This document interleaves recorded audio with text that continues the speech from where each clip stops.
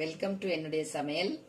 நான் இன்றைக்கு உங்களுக்கு சேமங்கிழங்க எப்படி பொரிக்கிறது, அதாவது இது சில நேரங்களில் குழந்தைங்க மோஸ்ட்லி குழந்தைங்க இந்த குழம்பும் சாப்பிட மாட்டாங்க. சில நேரம் ட்ரையா நம்ம இது பண்ணாலும் பொரிச்சாலும் சாப்பிட மாட்டாங்க அதிகமாக. என்னுடைய பிள்ளைங்க சாப்பிடாது. ஸோ என் பிள்ளைங்களுக்கு நான் ஒரு வித்தியாசமாக பண்ணி கொடுப்பேன். சிம்பிளாக இருக்கும், நல்லா மீன் மாதிரி கிறிஸ்பியாக செய்து கொடுப்பேன். அதை உங்களுக்கு எப்படி செய்கிறதுன்னு காமிக்க போகிறேன். அதுக்கு என்னென்ன தேவை, ரொம்ப சிம்பிள், இது ஒன்றும் கிடையாது, ரொம்ப ஈஸியானது. அதுக்கு சேமங்கிழங்கு ஆல்ரெடி அவிச்சு வச்சுருக்கேன். நான் நல்லா தரோவாக அவிச்சு வச்சுருக்கேன், சாஃப்டாக இருக்கணும். சேமங்கிழங்கு,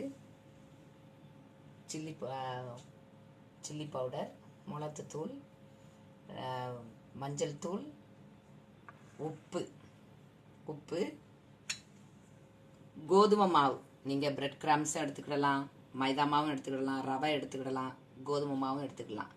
நான் கோதுமை மாவு எடுத்திருக்கேன், ஏன்னா நான் அதுதான் வீட்டில் எப்போதுமே கிடைக்கிறது என்னுடைய வீட்டில், அதனால் நான் அதை எடுத்துருக்கேன். தேவையான அளவு எண்ணெய். இப்போ இது எப்படி செய்யலாம். இதில் உப்பு, நல்லா உப்பு போட்டுக்கோங்க. காரத்துக்கு தக்கன நம்ம சில்லி பவுடர் சேர்த்துக்கோங்க. இதை நல்லா உப்பு சேர்த்துட்டு எப்படி நம்ம மீன் பொரிக்கிறோம் சேம், ஒன்றும் ஒரு பெரிய விஷயம்லாம் ஒன்றும் கிடையாது. ஜஸ்ட் தெரிஞ்சிருக்குமா இருக்கும் எல்லாருக்கும். ஜஸ்ட் ப்ரெஸ் பண்ணும்போது நமக்கு அது மீன் மாதிரி ப்ரெஸ் பண்ணிட்டு, நீங்கள் ப்ரெஸ் பண்ணிட்டு கூட மசாலா போடலாம், ஒன்றும் பிரச்சனை இல்லை. எப்படி வேணாலும் சரி. ஆனால் இது ரொம்ப டேஸ்டியாக இருக்கும். குழந்தைங்க கிறிஸ்பியாக, அதுகளுக்கு என்னன்னே தெரியாது, சாப்பிட்டு முடிச்சிருங்க. வீட்டுக்கு வர்ற கெஸ்ட்டுகளுக்கும் அவங்களுக்கும் என்னன்னு தெரியாது, மீன் நினச்சி அவங்க சாப்பிட ஆரம்பிச்சிருவாங்க. வெறும் ரசம், பருப்பு ரசம், நம்ம மிளகு ரசம், தக்காளி ரசத்தோட அருமையாக இருக்கும்.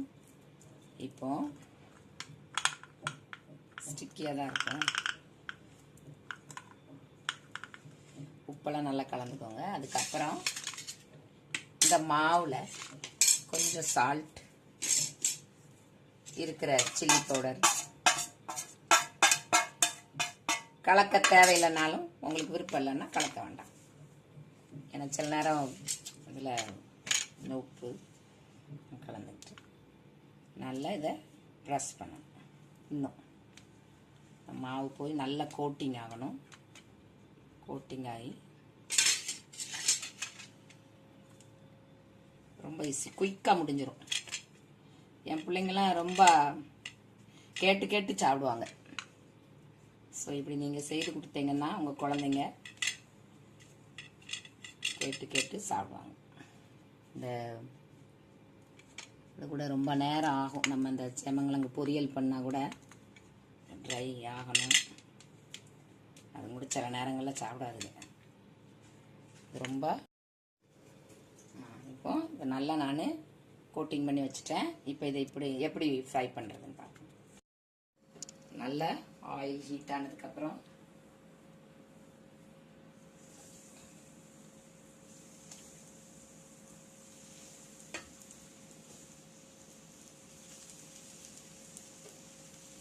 நல்லா ஓரளவு மீடியம் ஃப்ளேமில், ரொம்ப ஸ்லோ வைக்கக்கூடாது, லைட்டாக ப்ரெஸ் பண்ணி விட்டுக்காங்க.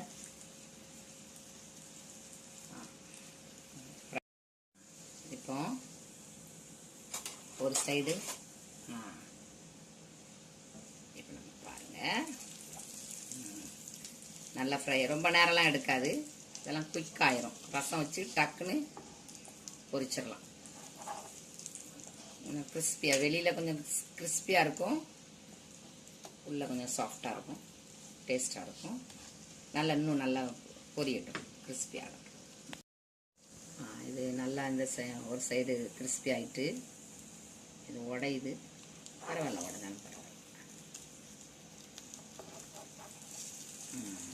இன்னொரு முறை இந்த சைடு. ஆனால் இது கொஞ்சம் டைம் எடுக்கும் தான், பட் டேஸ்டாக இருக்கும்.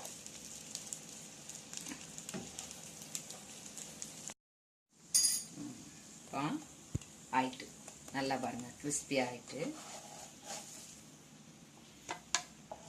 அப்போ நம்ம எடுத்துடலாம். எடுத்து ரைஸ் கூட சர்வ் பண்ண வேண்டியதான். ஸ்டார்டர் எதுக்கும் யூஸ் பண்ணலாம். பிள்ளைங்க ஸ்கூல் போயிட்டு வந்து கூட சும்மா கெச்சப்போட வச்சு கொடுத்தா கூட பிள்ளைகள் நல்லா சாப்பிடும். சாதத்தோட ரொம்ப அருமையாக இருக்கும். இப்போ நம்ம சர்வ் பண்ணணும். இப்போ ரெடி ஆகிட்டு சர்வ் பண்ணியாச்சு. அதாவது இதை வந்து நம்ம உடனே ஃப்ரை பண்ணி உடனே சாப்பிட்றணும். ஃப்ரிட்ஜில் வச்சு மறுநாள் சாப்பிட்றதுக்கு எல்லாம் அவ்வளவு டேஸ்டாக இருக்காது. உடனுக்குடனே சாப்பிட்றதுக்கு தான் இது ரொம்ப அருமையாக இருக்கும். ஆகையினால அப்படியே செய்யுங்க. இது வரைக்கும் என்னுடைய வீடியோ பார்த்ததுக்கு ரொம்ப நன்றி. பிடிச்சிருந்தா லைக் பண்ணுங்க, ஷேர் பண்ணுங்க, கமெண்ட் பண்ணுங்க, ப்ளீஸ் சப்ஸ்கிரைப் பண்ணுங்க. தேங்க்யூ.